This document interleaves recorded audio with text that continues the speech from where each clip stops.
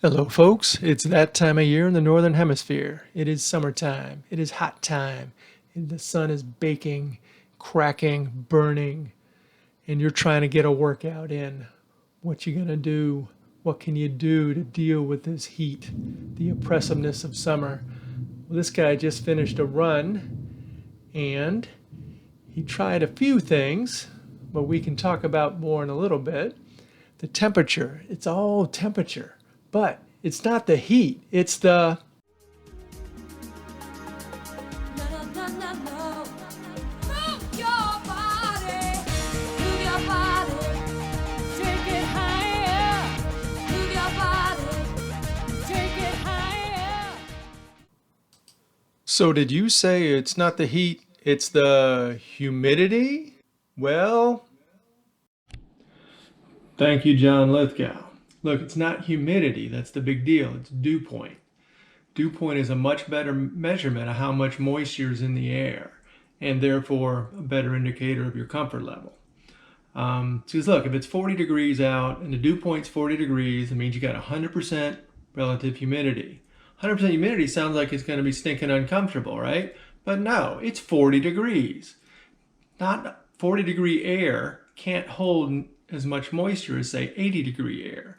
If it's 80 degrees and you have something like 90% humidity, well, the dew point's going to be like in the mid 70s or something like that. And at a dew point of, say, 75, you're going to be very uncomfortable.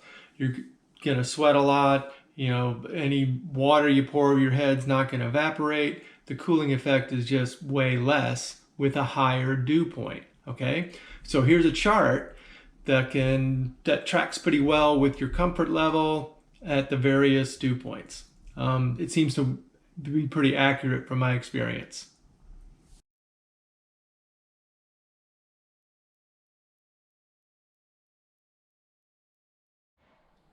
So we've got a little weather station out there and reports the list screen, and you can see right at 9 o'clock, it's 80 degrees, 83% humidity.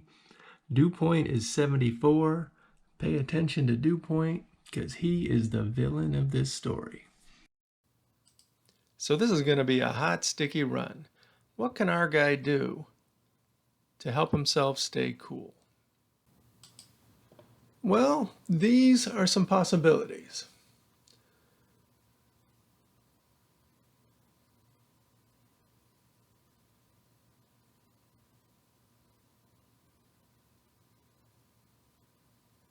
Some clothing to extra equipment. Let's start with this ice hat. It's got this big storage compartment in the top of it that cinches closed. You can fill it with ice. It will last probably 25-30 minutes depending on conditions. And there's this bandana. It has these openings in the sides. You can stuff it full of ice. It will hold a lot of ice, probably will last longer than the ice in the hat. From this outfit called Zombie Runners. I think they're out in California. It's a dual-sided bandana. One side has a built-in chamois that'll absorb water and help keep you cooler. Then there's this neck wrap thing, Ice Raptor. It's got an insert you keep in your freezer. And it will last, again, 25-30 minutes. Advantage with that, it doesn't drip, it doesn't get you wet. But when it's done, it's done. The Lycra shorts, I pre-soaked them in water. It'll get your attention when you first put them on, but they do help. Other than that, also wear cooling fabric. This is, Arctic Cool. It likes to evaporate water, helps keep you cool.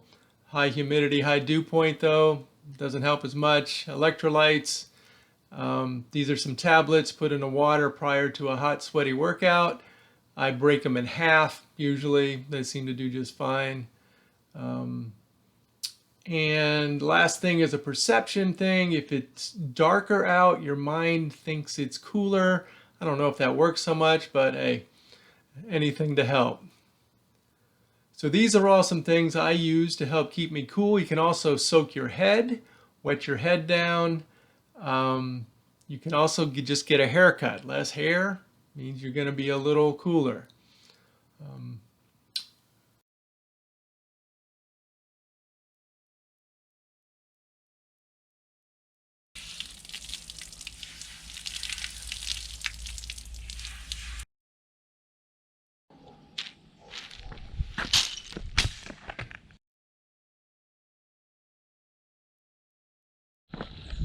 So, well, I got the hat fitting a little better. Took some ice out of it. As you can see, it's a little better on my head now. That's one of the downsides of the ice hat. You can't fill it as much as you would like to fill it. And as a result, it doesn't last quite so long. Not a bad little morning. Hope the cloud cover lasts.